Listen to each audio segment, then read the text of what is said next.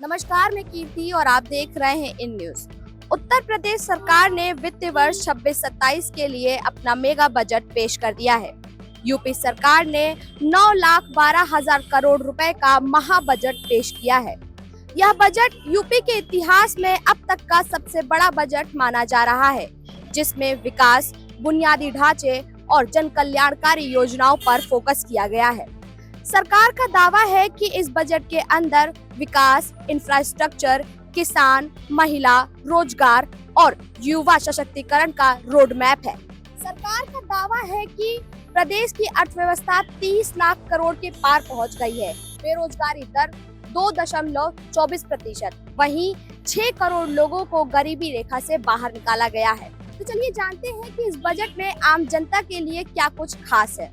सबसे पहले बात अर्थव्यवस्था की। सरकार के मुताबिक वर्ष 24-25 में उत्तर प्रदेश की जीडीपी 30.25 लाख करोड़ रुपए आंकी गई है, जो 13.4% की वृद्धि दर्शाती है। आने वाले वर्षों में प्रति व्यक्ति आय को और बढ़ाने का लक्ष्य रखा गया है। सरकार का कहना है कि बहुआयामी गरीबी में कमी आई है और रोजगार के अवसरों में सुधार हुआ है। अब बात टेक्नोलॉजी और भविष्य की तैयारी। प्रदेश में नई और उभरती technology mission, state data authority, data centre cluster और एआई मशीन की स्थापना की घोषणा की गई है। युवाओं को डिजिटल स्किल से जोड़ने के लिए टेक युवा समर्थ युवा योजना लाई जा रही है। प्रदेश में अब तक 90,000 मंगल दलों को प्रोत्साहन स्वरूप खेल सामग्री उपलब्ध कराई गई है। रोजगार, पुलिस विभाग में विभिन्न पदों पर वर्ष 2017 से अब तक 1,83,766 पुरुष एवं 35,443 महिला सहित कुल 2,19,000 से अधिक पदों पर भर्ती की गई है तथा 1,58,000 कार्मिकों को पदोन्नति प्रदान की गई है। पुलिस विभाग में चयनित किए गए 60,244 आरक्षियों हेतु प्रशिक्षण कार्यक्रम संचालित है। अराजपत्रित श्रेणी के 83,122 पदों पर भर्ती प्रक्रिया प्रचलित है। मिशन रोजगार के अंतर्गत राजकीय माध्यमिक विद्यालयों में 1939 प्रवक्ता, 6,808 सहायक अध्यापक एवं 219 प्रधानाचार्यों को सम्मिलित करते हुए अब तक कुल 8,966 नियुक्ति की प्रक्रिया पूर्ण की जा चुकी है। वर्ष 2017 से अब तक सहायता प्राप्त शासकीय माध्यमिक विद्यालयों में कुल 34,074 शिक्षकों का चयन किया गया। मुख्यमंत्री युवा उद्यमी विकास अभियान योजना के अंतर्गत सूक्ष्म उद्यम स्थापित करने हेतु युवाओं को गारंटी मुक्त एवं ब्याज मुक्त ऋण उपलब्ध कराया जा रहा है। कृषि क्षेत्र में भी सरकार ने बड़े आंकड़े पेश किए हैं। 3,04,000 करोड़ से अधिक का गन्ने का भुगतान किया गया है। वहीं गन्ने के मूल्य में 30 रुपए प्रति क्विंटल की बढ़ोतरी की गई है। इसके साथ ही मुफ्त बिजली योजना के जरिए किसानों को राहत देने का दावा भी सरकार ने किया है। फल ऋण, बीमा और न्यूनतम समर्थन मूल्य पर खरीद को भी प्राथमिकता दी गई है। प्रदेश में सेतुओं हेतु 4,808 करोड़ रुपए एवं रेल उपरगामी अधोगामी सेतुओं के निर्माण हेतु 1,700 करोड़ रुपए की व्यवस्था प्रस्तावित है। राज्य प्रमुख अन्य जिला मार्गों के चौड़ीकरण, सुदृढ़ीकरण कार्यों हेतु 3,700 करोड़ रुपए की व्यवस्था प्रस्तावित है। राज्य सड़क निधि से सड़कों के अनुरक्षण हेतु 3,000 करोड़ रुपए तथा सड़कों के निर्माण, चौड़ीकरण, स्ट्रेंथनिंग, सुदृढ़ीकरण हेतु 3,000 करोड़ रुपए की व्यवस्था प्रस्तावित है। शहरवासियों के आवागमन को सुगम बनाने हेतु दृष्टिगत शहरों के बाईपास एवं रिंग रोड तथा चौराहों पर फ्लाईओवर आदि के निर्माण हेतु 1,500 करोड़ रुपए की व्यवस्था प्रस्तावित है। औद्योगिक लॉजिस्टिक पार्क हेतु मार्गों के चौड़ीकरण, सुदृढ़ीकरण, निर्माण कार्य हेतु 1,000 करोड़ रुपए की व्यवस्था प्रस्तावित है। सिंचाई एवं जल संसाधन विभाग सिंचाई एवं बाढ़ नियंत्रण योजनाओं के लिए 18,290 करोड़ रुपए की व्यवस्था प्रस्तावित है, जो वर्ष 2025-26 की तुलना में 30% अधिक है। सिंचाई सुविधा उपलब्ध कराने हेतु सरकार द्वारा मध्य गंगा स्टेज 2 परियोजना, करहर सिंचाई परियोजना, केन बेतवा लिंक परियोजना, भौरट बांध परियोजना जैसी महत्वपूर्ण परियोजनाओं के कार्य प्रगति में है। उपरोक्त परियोजनाओं के पूर्ण होने पर से 4.49 लाख हेक्टेयर सिंचन क्षमता सृजित पुनः स्थापित होगी। 2100 नवीन राजकीय नलकूपों के निर्माण हेतु डार्क जोन में स्थित 569 असफल राजकीय नलकूपों के पुनर्निर्माण का कार्य वर्ष 2025-26 में पूर्ण कर लिया गया है। इन कार्यों से लगभग 1.65 लाख हेक्टेयर सिंचन क्षमता की पुनर्स्थापना होगी तथा लगभग 1.43 लाख कृषक परिवार लाभान्वित होंगे। वित्तीय वर्ष 25-26 में 285 बाढ़ परियोजनाएं पूर्ण की गई, जिनसे 49.90 लाख आबादी लाभान्वित हुई है। 11,065 किलोमीटर लंबाई में ड्रेनों की सफाई कराई गई। नमामि गंगे एवं ग्रामीण जलापूर्ति हेतु लगभग 22,676 करोड़ रुपए की व्यवस्था प्रस्तावित है। योजना के अंतर्गत प्रदेश के समस्त 2.67 करोड़ ग्रामीण परिवारों को क्रियाशील गृह नल संयोजन प्रदान करने के लक्ष्य के सापेक्ष 2.43 करोड़ घरों में क्रियाशील गृह नल संयोजन उपलब्ध कराया जा चुका है। वित्तीय वर्ष 2026-2027 में जल जीवन मिशन के समस्त घटकों हेतु लगभग 22,452 करोड़ रुपए की व्यवस्था प्रस्तावित है।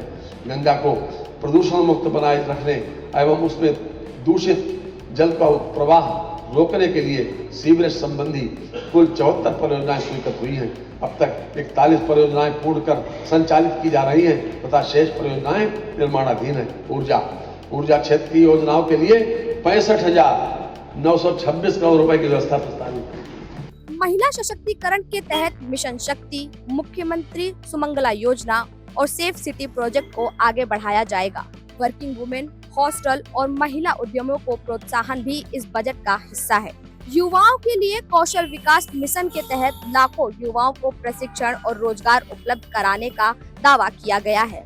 मुफ्त कोचिंग, फेलोशिप और टैबलेट स्मार्टफोन वितरण जैसी योजनाएं भी जारी रहेंगी। औद्योगिक निवेश बढ़ाने के लिए ईज ऑफ डूइंग बिजनेस को और सरल बनाने और पीपीपी मॉडल पर जॉब प्लेसमेंट सेंटर स्थापित करने की योजना है। साथ ही हाई स्पीड रेल कॉरिडोर, जिला अस्पतालों में ट्रामा सेंटर और छात्रों के लिए हॉस्टल जैसी परियोजनाओं को भी बढ़ावा मिलेगा। बड़ी मुश्किल से कोई सुबह मुस्कुराती है, बड़ी मुश्किल से कोई सुबह मुस्कुराती है, गम की हर शाम दबे पांव चली आती है। ये वक्त लगता ही नहीं जिंदगी बदलने में, पर बदलने में वक्त जिंदगी लग जाती है, पर बदलने में वक्त जिंदगी लग जाती है।